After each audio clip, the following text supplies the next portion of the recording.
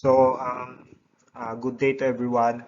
So, I guess tapos na tayo dun sa mga feed elements, dun sa absorption nila, metabolism nila. So, with that, I will go over a new chapter, a new topic on the classification of feedstuff na tinatawag. So, as an introduction, when we say the animals are dependent on plants for the supply of their food material. So, they consume forage, straw, concentrates, and their byproducts for various body functions. So, yun. Sa animal, yung karaniwan or common na pinanggagalingan nung kinakain nila, yung feed nila, mapa roughage, mga forages, mga concentrates, these are all uh,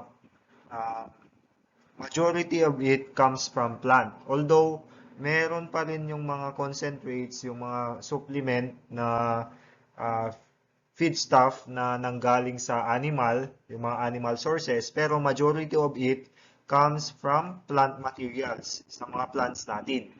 So, doon sila kumukuha ng mga feedstuff na pinapakain doon sa mga animal natin.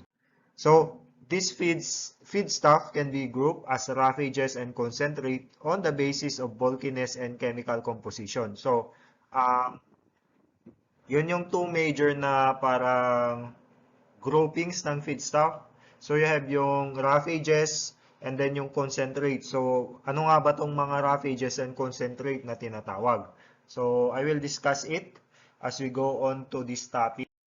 So, ito yung feedstuff. So, it is composed of yung mga roughages natin, concentrates, minerals, vitamin supplement, at saka yung additives. So, yan. So, itong lahat ng ito, it comprises yung tinatawag nating feedstuff. So, yun. Yun, dapat hindi kayo mako-confuse when we say feedstuff. Kasi, um, when we say feedstuff kasi it is often associated with yung mga commercial feeds natin. Kasi nung nagpa-lab exercise ako ng ano ninyo, doon I think lab exercise number 1 or lab exercise number 2 yun, yung sinabi ko doon na kumuha kayo ng feedstuff, mag-picture kayo ng feedstuff, marami sa inyo yung nilagay is yung mga commercial feeds. So, hindi ganon. Hindi lang commercial feeds. Although, yung feedstuff, ay yung commercial feeds, it can be categorized as concentrate. When we say feedstuff, lahat ng ito, mga roughages, concentrates, mineral supplements, vitamin supplements, at saka mga additives. Pero mainly, yung feedstuff is on sa roughages and concentrates. Now, when we say roughages, it is composed of more than 18% crude fiber and then less than 60% total digestible nutrients. So meaning, mataas yung content niya ng crude fiber. And then mababa yung less than 60% lang yung total digestible nutrients niya. So itong mga roughages na to because more than 18% yung crude fiber, ito yung mga kinakain mostly ng mga ruminants, yung mga grasses, forages, pasture species natin. Yun yung mga roughages na tinatawag. Basta contains more than 18% crude fiber, then less than 16% total digestible nutrients, those are roughages. When we say concentrates naman, these are feedstuff that contains less than 18% crude fiber and then more than 60% total digestible nutrients. So yun, para magkabaliktad lang yung roughages and concentrates. Roughages, mataas yung crude fiber. Concentrates, mababa yung crude fiber. Yung roughages, less than 60% TDN. Yung concentrate, more than 60% TDN. So yun yung main differences between roughages and concentrates. Another one is that roughagaes are mainly utilized, or yes, they are fully utilized in ruminants because of the presence of their rumen. So since mataas tong crude fiber na to, um, they can digest itong crude fiber doon sa rumen nila in order to convert it to protein. Um, sa mga monogastric natin, hindi masyado nilang pinapakain ng raffages kasi nga wala naman sila nitong rumen or any structures on their digestive system except yung large intestine nila to ferment and to be able to fully utilize itong raffages. Kaya yun, kaya uh, mas useful ito doon sa mga ruminants in comparison to the monogastric. Then concentrate, yun na yung talagang pinapakain doon sa mga monogastric natin, yung mga swine at saka mga chickens natin. And then, ito namang mga mineral supplements at mga vitamin supplement, as the name implies, hindi palaging binibigay doon sa animal. It only acts as a supplement. So, you have yung calcium, phosphorus, mga ano natin, cobalt, manganese, iron, copper. So, these are yung mga pwede nating i-supplement as na mineral. Sa vitamin naman, pwede natin i-supplement yung fat-soluble vitamins at saka yung water-soluble vitamins. And for additives, ito yung mga binibigay natin sa mga animals in certain specific conditions, like for example, antibiotics na ginagamit natin to treat yung mga bacterial infection. Yung hormone, ginagamit natin during reproduction ng animal. So yun. So all of this comprises yung tinatawag nating feedstuff.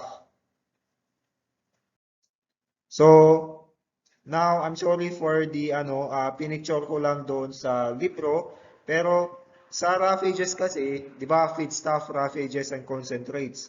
Doon sa raffages kasi, it is further categorized into dry and succulent.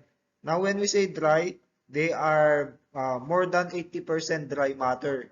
So, kung yung DM percentage or dry matter percentage ng roughage is more than 80%, that is categorized as a dry roughage.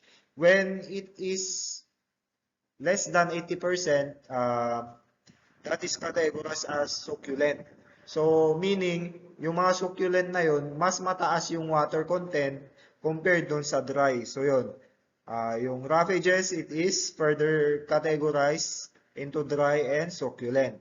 Now, in the dry raffages, you have here yung hay at saka yung mga straw, yung mga low quality forages such as straw. So, yung hay, it contains 18 to 34% crude fiber with 40 to 60% total digestible nutrient, and it contains considerable amount of carotene. Now, doon naman sa mga low quality raffages natin like rice straw, mga ganun, mga wheat straw, more than 28% crude fiber. Then, less than 52% TDN, kaya tinawag na low quality roughage. Less than 40% pa na total digestible nutrients, and less than 6% CP with little amount of carotene, if any. So, kaya tinawag silang low quality roughages. Doon naman sa succulent, you have yung green fodder at saka yung mga pasture tree leaves, silage, at saka yung mga root natin. So, yun yung comprises yung succulent. And then, it also further subcategorized into mga green fodder natin.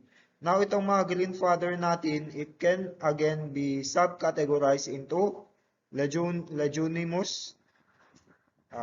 You have yung mga leucine, cowpea, green pea, which contain a fairly high amount of crude protein, nasa mga more than 10%. And then, non-leguminous naman,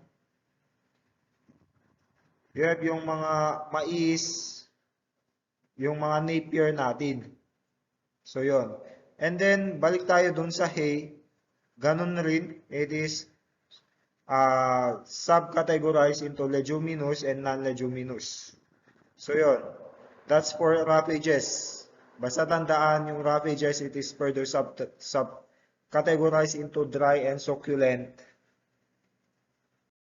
And then for yung mga concentrate naman natin, it is further subcategorized into energy and protein. So when we say energy, it contains less than 18% crude protein. And when we say protein concentrate, as the name implies, it contains more than 18% crude protein.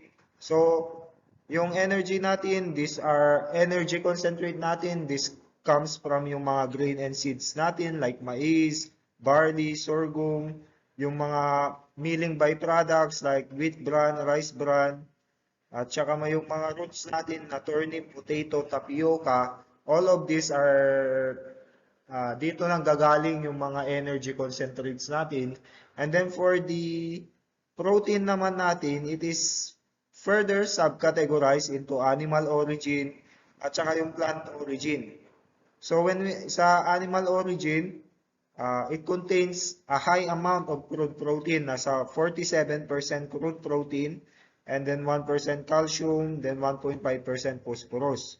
Now, doon sa plant origin naman natin, it contains less than 47% crude protein, less than 1% Ca, less than 1.5% phosphorus, less than 2.5% crude fiber. So, ang ibig sabihin nito, when it comes to protein concentrate, mas mataas yung nutritional value ng mga protein concentrate that comes from animals, that originated from animals.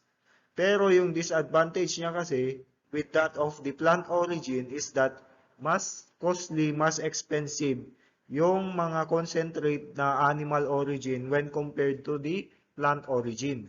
So, ano nga ba itong mga animal origin na protein concentrates natin?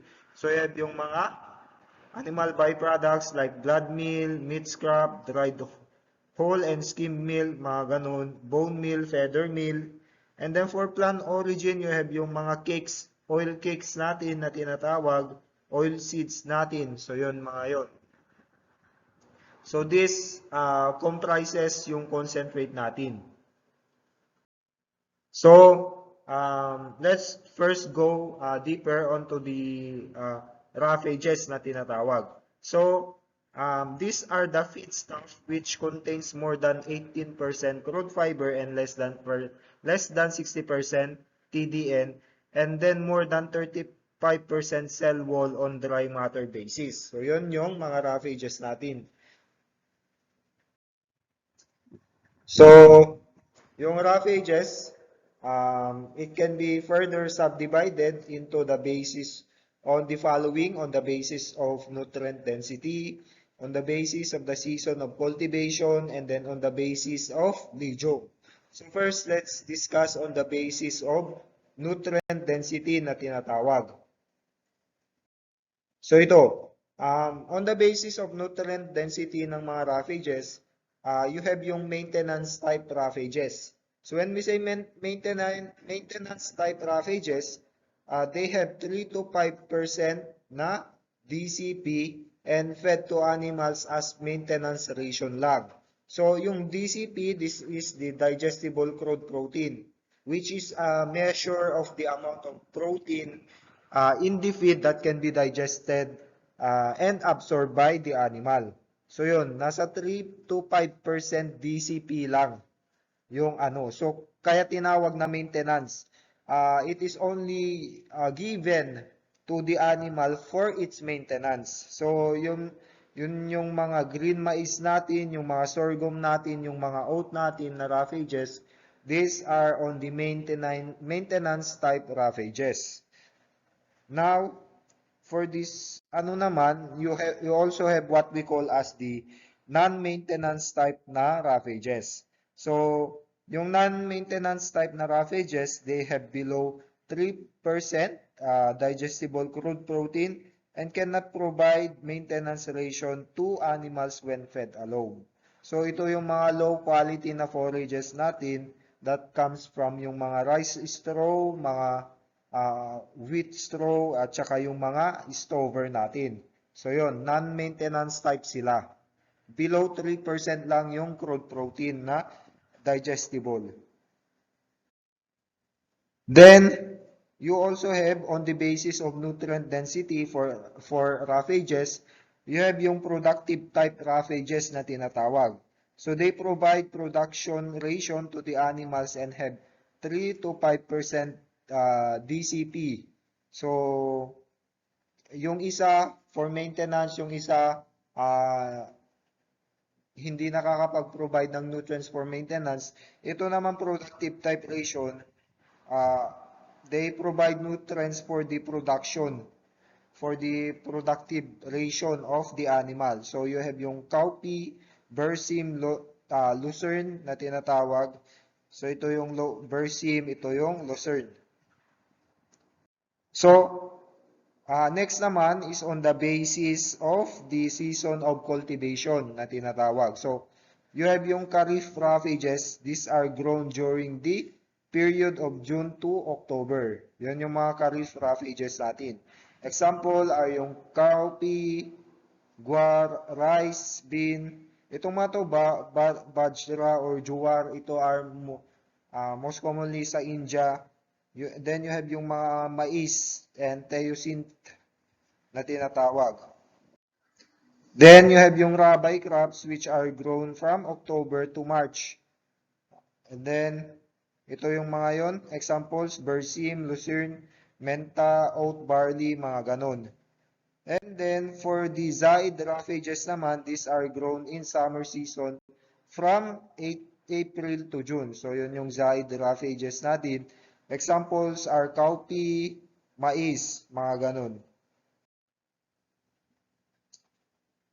So on the basis naman ng legume, we have here yung leguminous roughages na tinatawag. So these are roughages having dicotyledons. So I hope you know yung dicotyledons na tinatawag.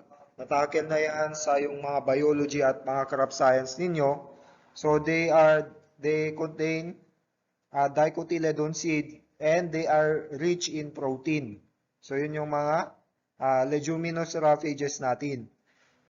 So, on the non-leguminous roughages naman, these are yung mga roughages natin having monocotyledon seeds and are called non-leguminous.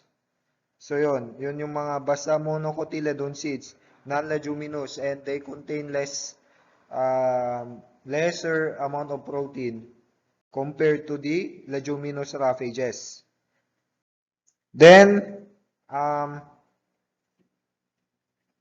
we also have what we call as non-leguminous fodder.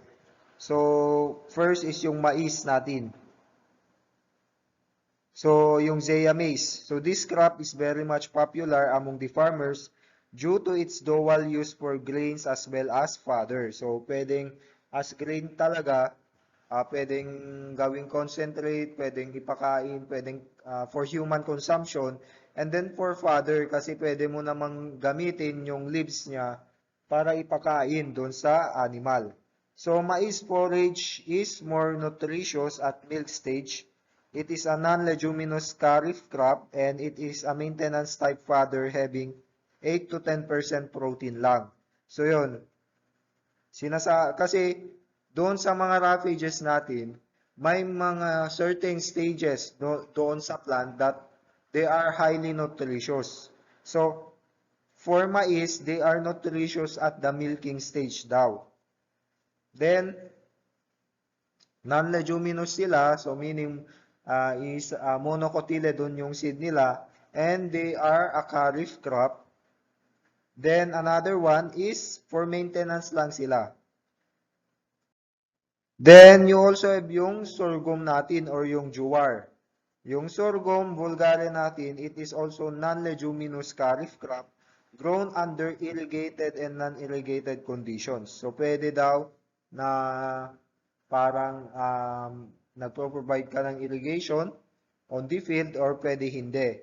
For feeding of livestock, it should be harvested at 50% flowering stage of growth. So, yun. Basically, dito sa flowering stage of growth niya, Dito siya highly nutritious. And then itong sorghum natin na green, it contains 0.5% DCP, 16% TDN, 0.13% calcium, and 0.03 phosphorus. Now we have yung Badsbara or Permilay na tinatawag. It is grown as a grain crop katulad ng rice at saka corn. But when grown for fodder crop, it is harvested before flowering. Before flowering stage for feeding the animals, wherein it contains 13% total digestible nutrients and 0.9% DCP or digestible crude protein. So, ganun daw. Pag ginagamit mo yung pearl millet for fodder para sa pagpapakain doon sa mga para gamitin as a feedstuff for the animals mo, then you need to harvest it before flowering stage. Then you have yung makchari na tinatawag or Teon synth na tinatawag. So it is an intergenetic cross between mais and chari and grown in those areas which are suitable for mais and chari production. So parang crossbreed daw ng mais at saka corn at saka chari. So it contains 6% DCP and 55% total digestible nutrients on dry matter basis. Then you have yung oats na Avena Sativa, yung scientific name. This is a non-leguminous crop of the rabi season and it is the best crop for haymaking. So itong oats.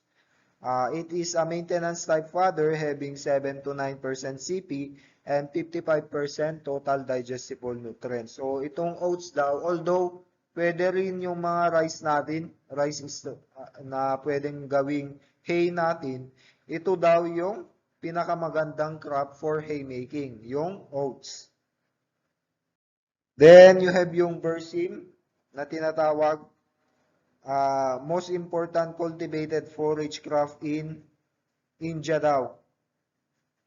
It is grown in rabi season wherein it contains 15% crude protein and then 60% total digestible nutrients. Pero take into consideration wherein yung excessive intake of bersim may lead to bloat condition. So kailangan hinay-hinay lang sa pagpapakain nitong fodder na to. So itong bersim pala na ito, because it contains 15% CP, 60% TDL, it is categorized rin as leguminous fodder na tayo. So yun, bersim. So another one is yung senhi. It is also an important leguminous rabi crop wherein it contains 2.5% DCP and then 13% total digestible nutrients on fresh basis. Then you have yung Medicago sativa or yung lucerne na tinatawag, which is a productive type fodder which can support growth as well as milk production when fed alone. So bakit nga ba? Because it contains 12 to 15% CP. So almost pareho nito yung mga commercial feeds natin. And then 55 to 60% TDN on fresh basis. So ganun kataas. Kaya tinawag itong productive type. Kasi highly nutritious itong fodder na ito, which can support yung growth and development as well as milk production ng mga animals natin. Then you have yung Vigna sinensis or yung cowpea. So it is one of the most important fodder crops of irrigated land for the summer season. So it contains on an average 15% CP and then 30% crude fiber on dry matter basis. Then, you also have yung mga grasses natin as leguminous fodder. So these are the self-grown as well as cultivated plants which are used for grazing animals as well as stall-fed animals. So self-grown daw sila. Pwedeng self-grown, pwedeng cultivated itong mga grasses natin. Pwede silang tumubo naturally or i pwede mo silang i-plant talaga. So these are given dun sa mga grazing animals natin, or it could also be given to yung mga naka-confine na animals natin as stall-fed na. So, grasses are available in most of the season of the year, but it is most commonly cultivated grasses are yung mga pusa giant, napier grass, guinea grass, Sudan grass, at saka yung mga paragrass na tinatawag. So yung mga grasses natin, they have a wide range of nutritive value because of different species, varieties, and the stage of cutting. So, sinasabi daw na yung magkakaiba yung mga nutrient content ng mga grasses natin. Because, like for example, magkaiba yung nutrient content ng guinea grass with that of the napier grass. So yun. And then, magkaiba rin yung nutrient content ng purple na napier grass doon sa ibang variety ng napier grass. Yung ano ba yung mga varieties ng napier grass? You have yung giant na napier grass, yung Thailand giant na tinatawag. Meron rin yung purple na napier grass. So, within the same species pero magkaiba yung variety, magkaiba rin yung nutrient content. Kaya, wide range talaga yung nutritive value niya. And then, doon sa stage of cutting naman, yung mga grasses that are harvested na matured na, yung late maturing na, they often have lower nutritive value compared doon sa mga grasses na are cut young. So yun. Then on an average, grasses contain 3 to 20% crude protein, 20 to 40% crude fiber, which is inversely related to the protein content, and then less than 4% lipid. So the moisture content is high since these are grasses. So nasa 75 to 85% in early stage of growth and reduces towards maturity. So as the grasses grow older, as the grasses mature, nare-reduce yung moisture content niya. Then, we also have, aside from yung mga grasses, we also have what we call as tree leaves.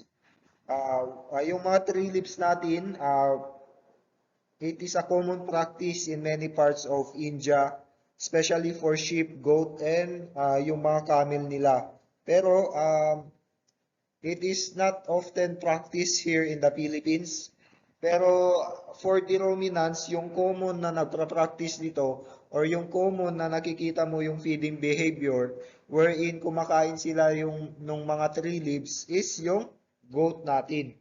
So yung goat natin, aakyat yan or tatayo sa dalawang paa para lang makuha yung mga dahon ng puno. So like for example, mahilig yung mga goats sa dahon ng mangga, pwede.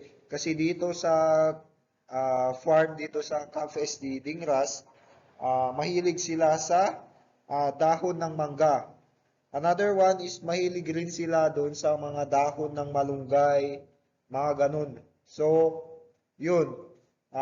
Pwede talaga itong tree leaves as a leguminous fodder or pwede itong ipakain. Yung mga ipil-ipil natin, pwede rin.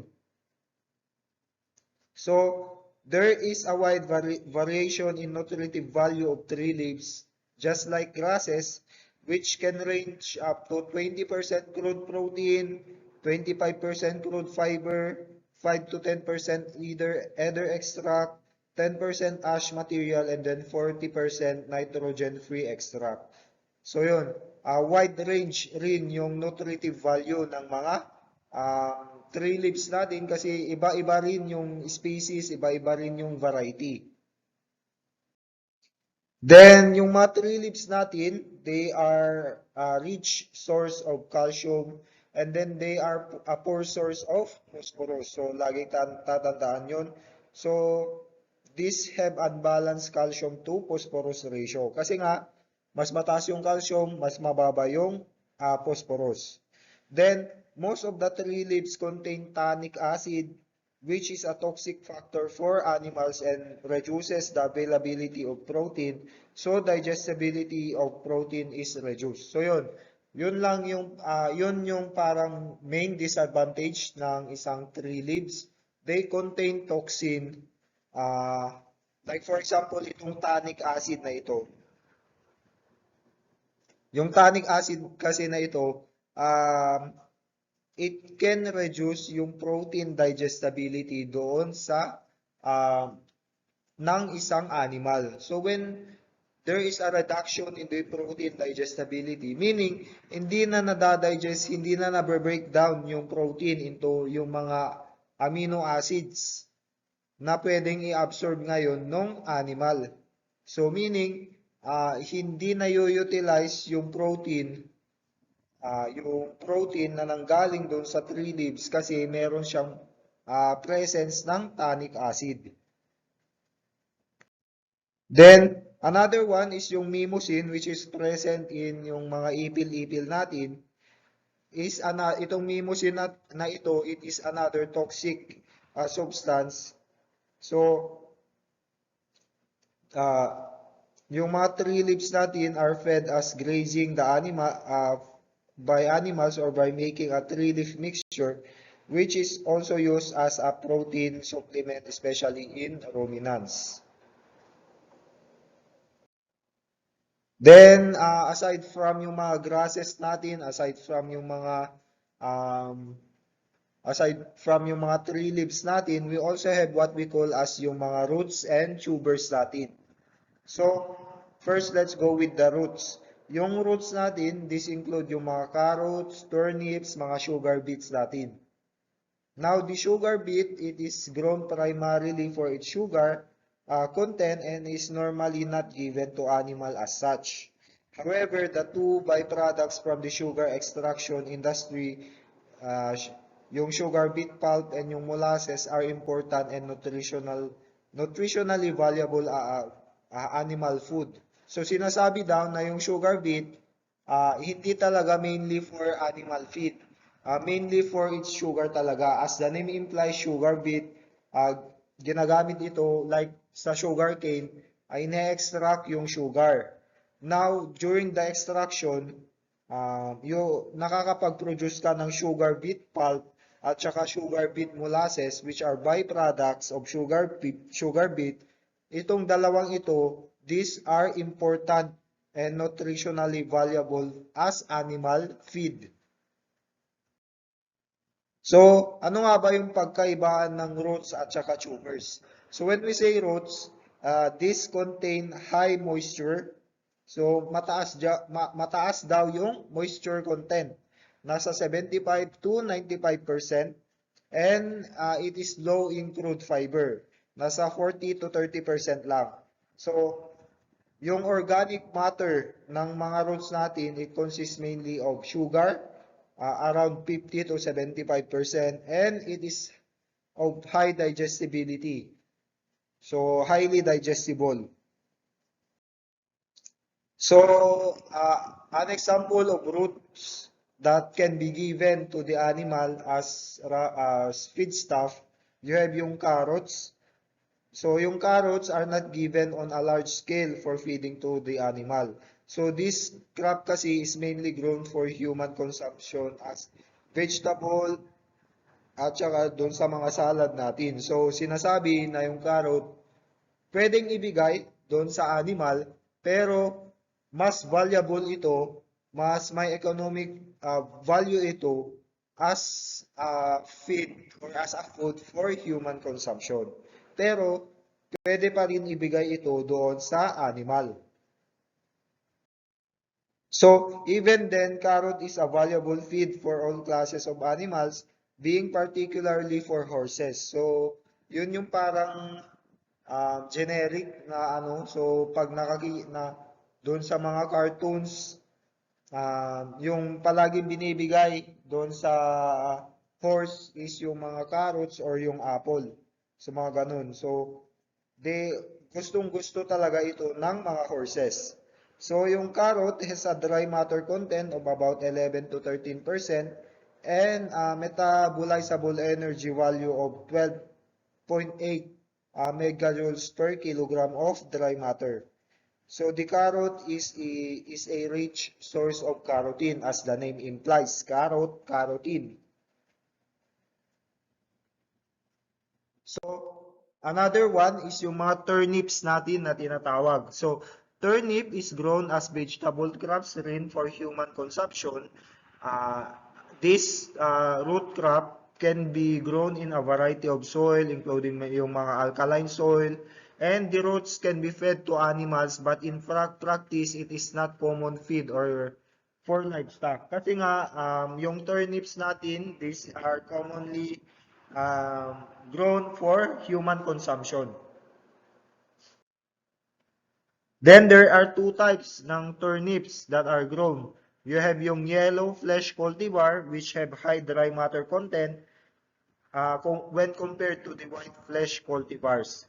So, yung turnip natin, it can contain around 9% dry matter, 92% organic matter, 1 to 2% crude protein, 1.1% crude fiber, and 72% digestible organic matter. Then, yung sugar beet naman, most of the sugar beet crops are grown for commercial sugar production, though it is sometimes given to animals, especially yung mga cows and pigs natin. Yung ano lang niya is because of its hardiness. The beet, yung sugar beet natin na crop, should be pulped or chopped before feeding. So, dapat i-process muna, i-chop mo muna into smaller sizes para makain ng animal.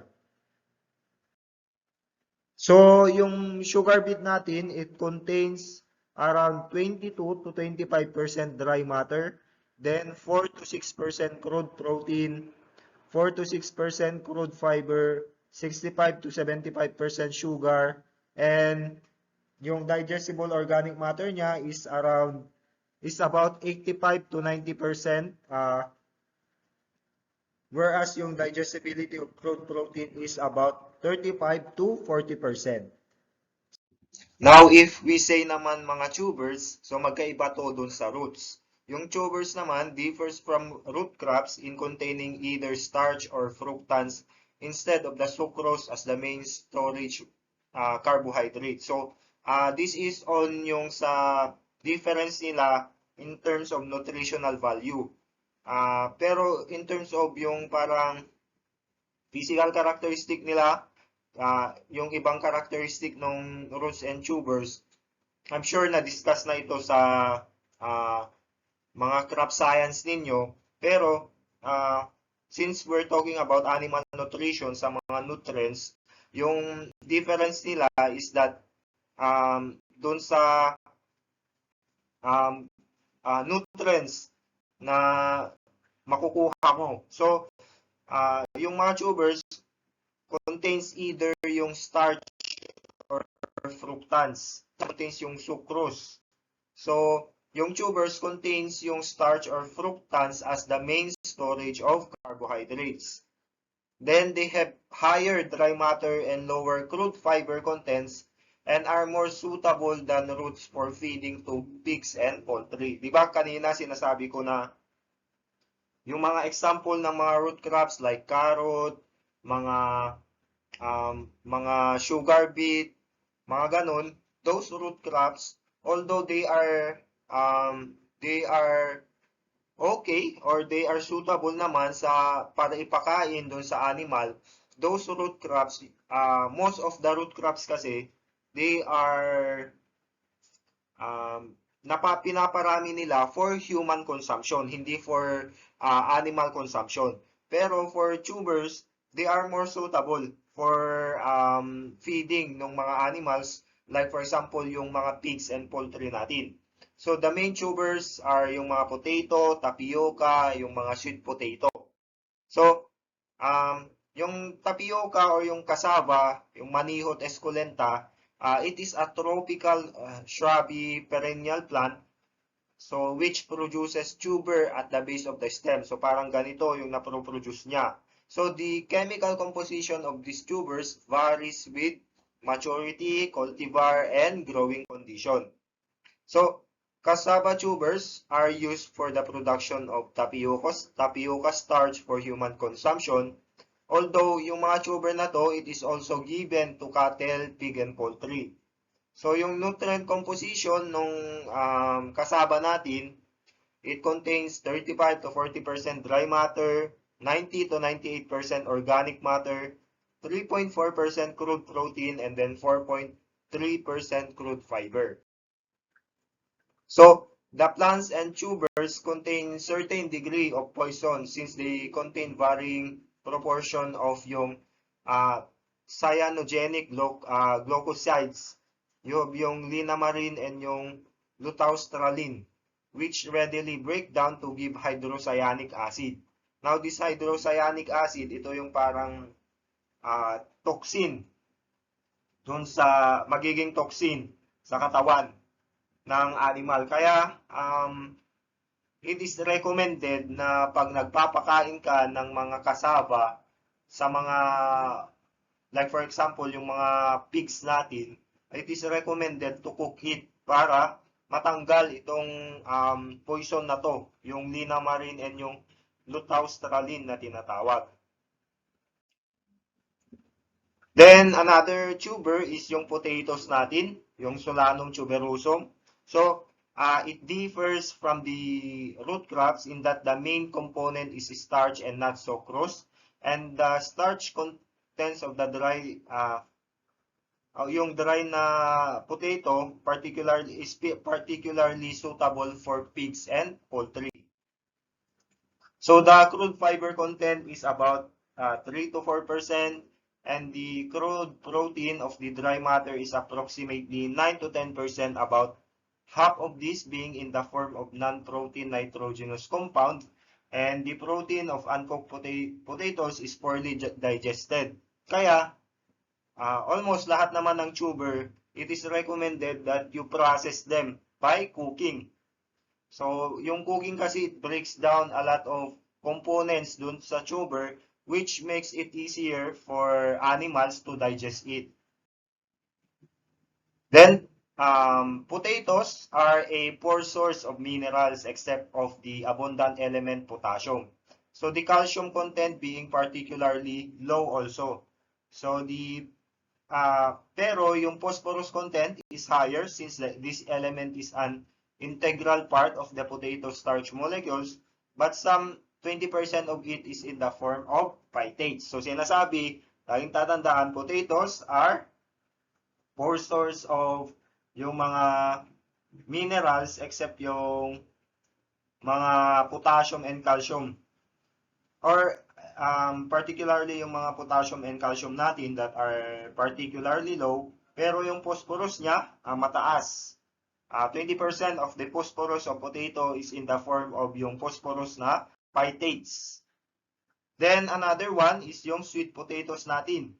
So the sweet potato, it is a very important tropical plant whose tubers are widely grown for human consumption and as a commercial source of starch. So the tubers are of similar nutritional value to ordinary potatoes, although much higher dry matter, and then they have lower crude protein content. So, yung nutritional content niya, it contains 32% dry matter, 96 to 97% organic matter, and then 3.9% crude protein, and then 32.8% crude fiber. So, yun yung mga natin, mga roughages natin. So, marami.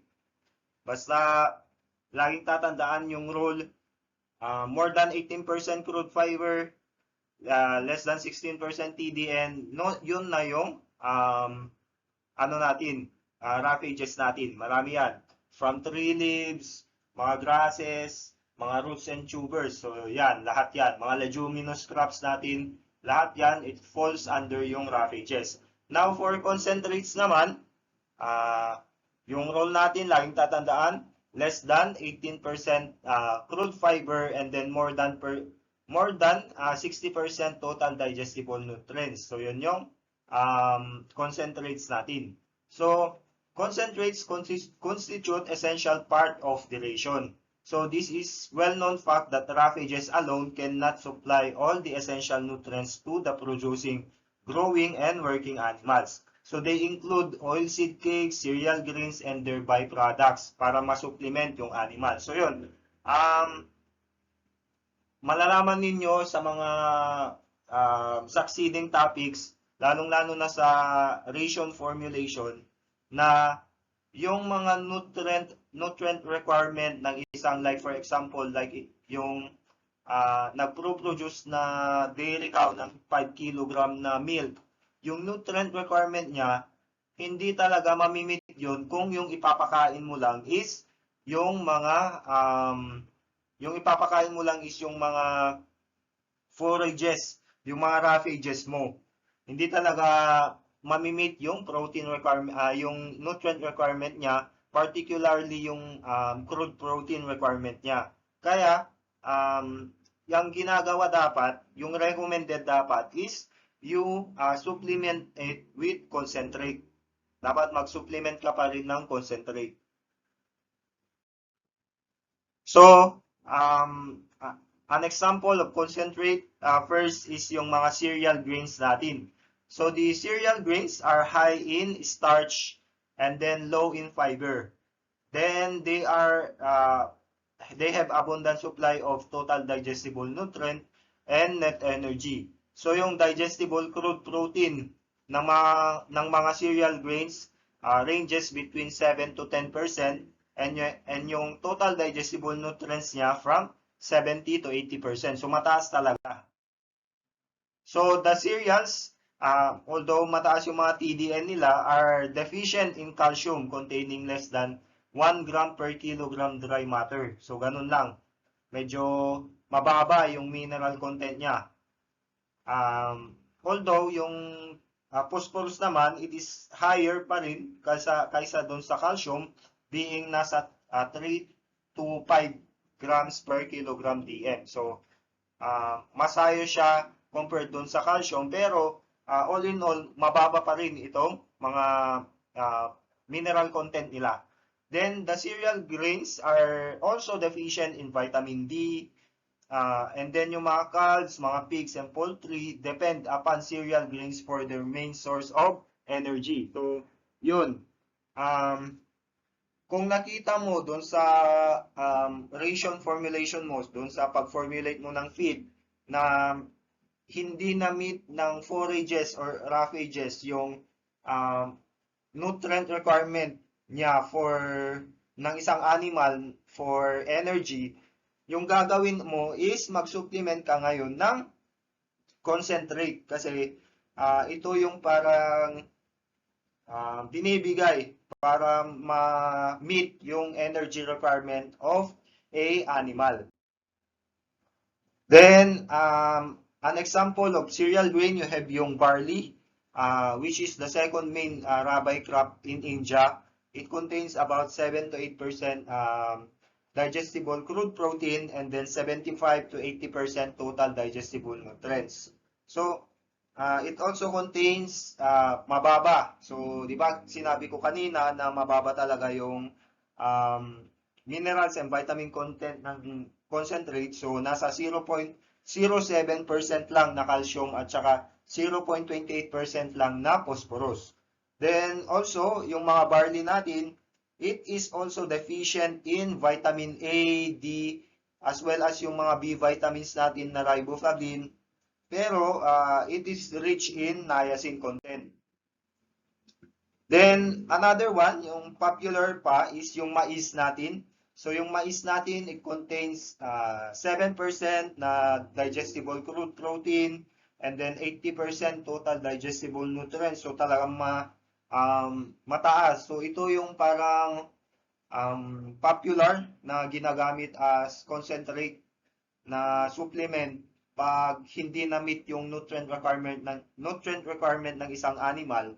Popular itong corn na ipapakain kasi nga mataas yung crude protein at saka total digestible nutrients niya. Then, the yellow maize contains enough amount of carotene, hence good for feeding of livestock at saka yung poultry birds. So, yun.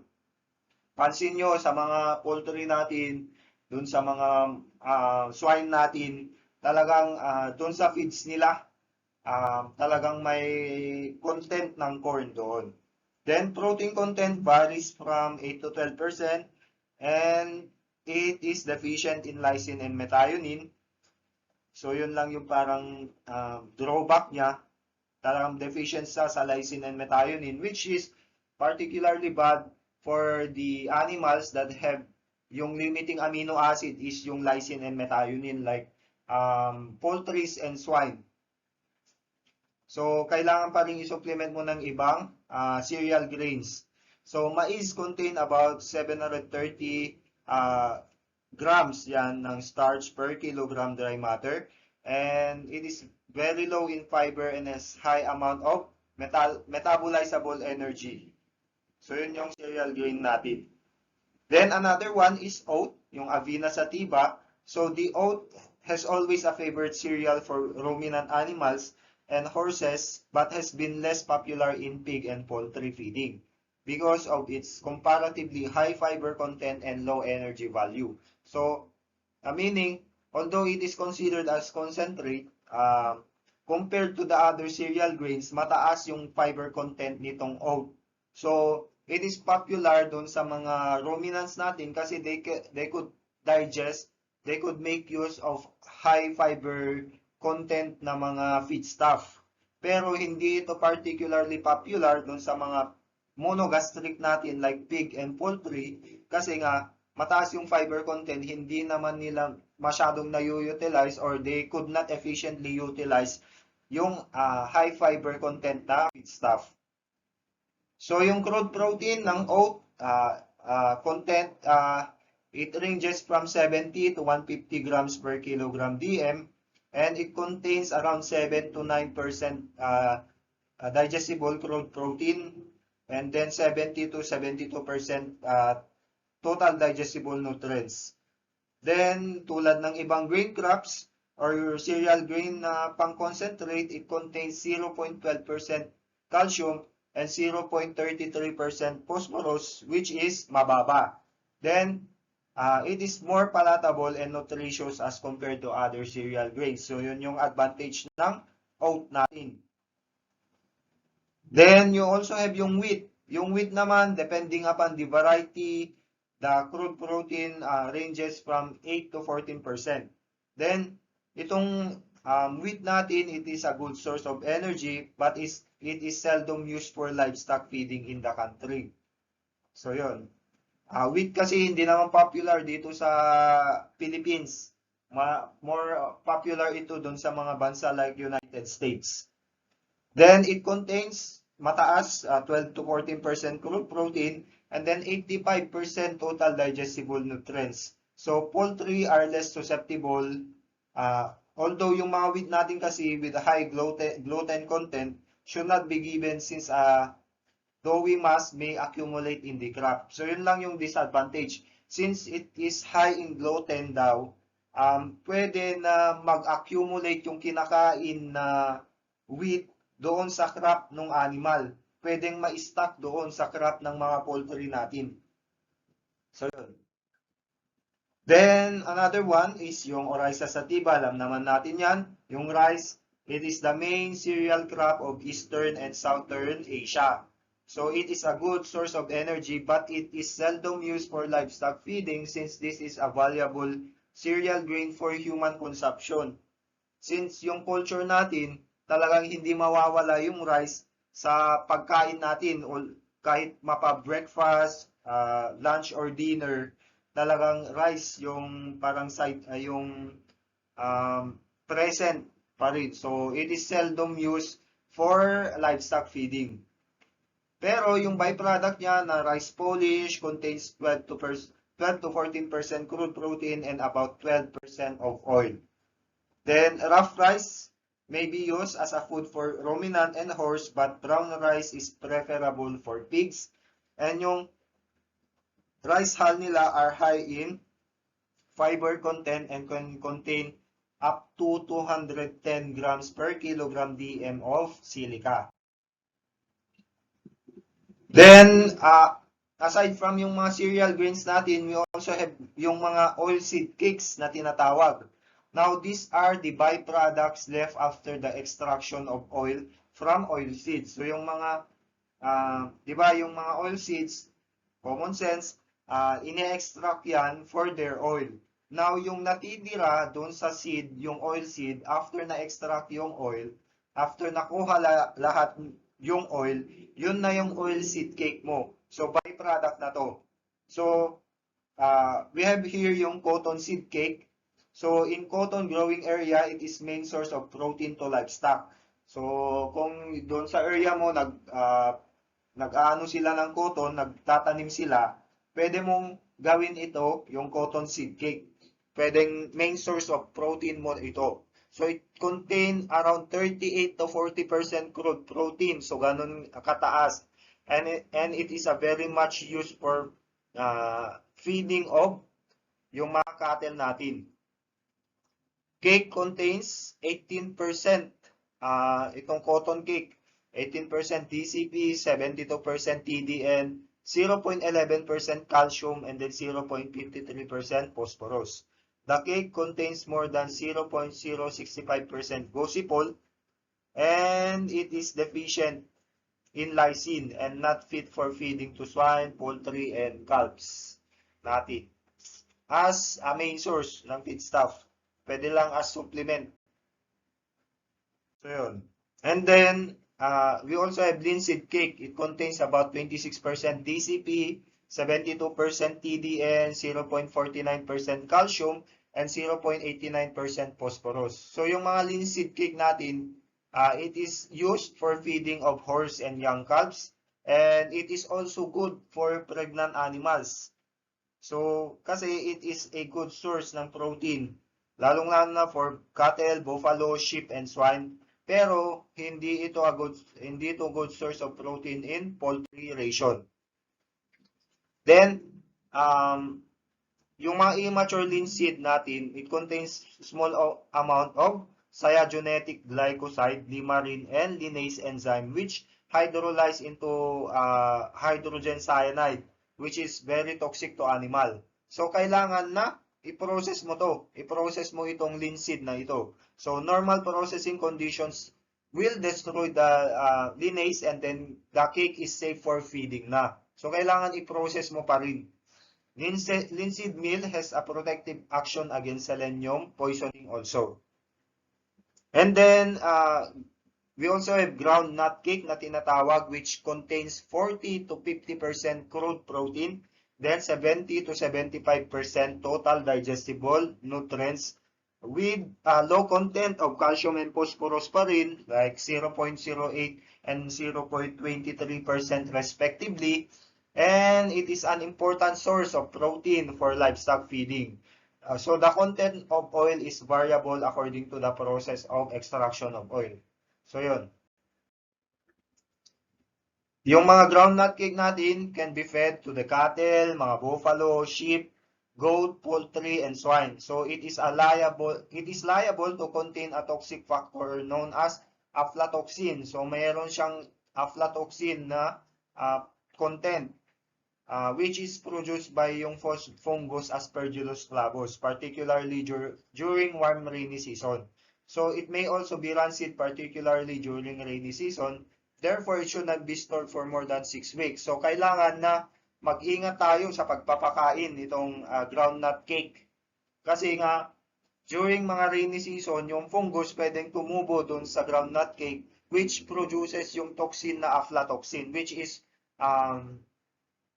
can lead to complications pag kinain ng mga animals natin. So, kailangan na we make sure na hindi panis, hindi rancid yung groundnut cake natin. Then, another one, mga concentrate byproduct naman. So, aside from yung mga cereal grains, yung mga cake natin, mga seed cake, we also have concentrate byproduct. So, first is yung wheat bran. So, it is a product obtained after yung wheat flour is removed from the husk.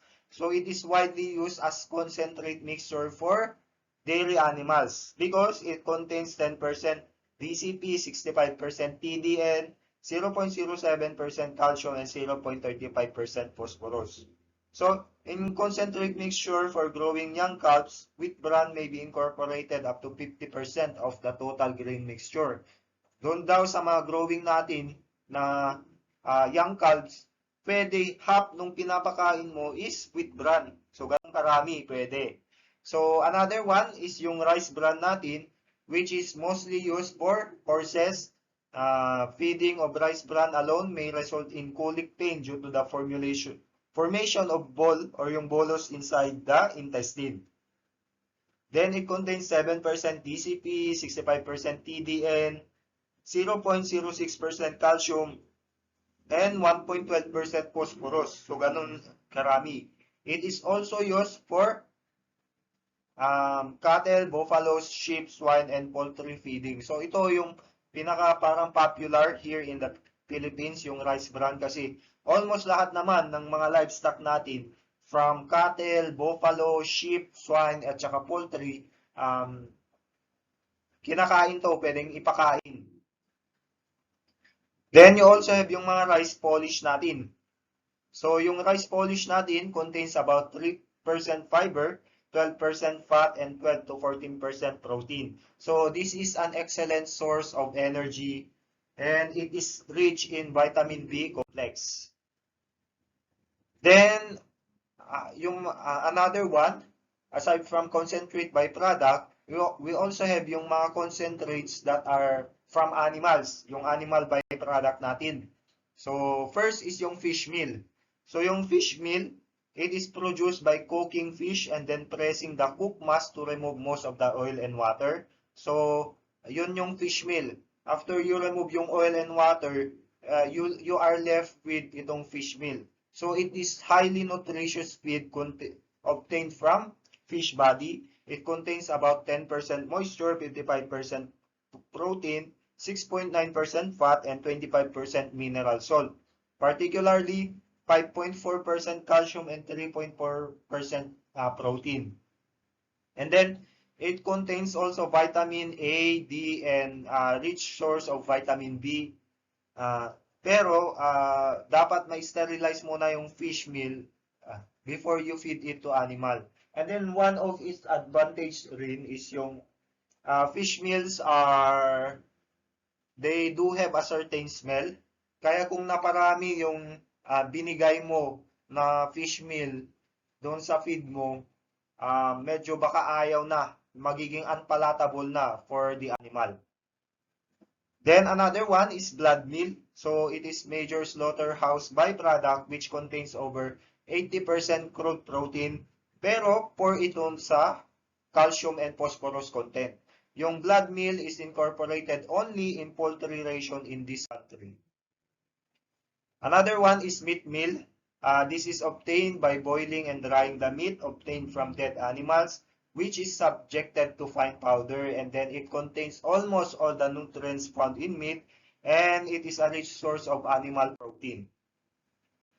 Then we also have feather meal, pwede rin sa feathers. So mga poultry feathers natin are not digested by single stomach animals, yung mga monogastric natin. When feathers are processed under low pressure or under high pressures and dried at about 60 degrees Celsius, yun na yung feather meal mo. So this product is extremely high in protein, but it is deficient in several essential amino acids.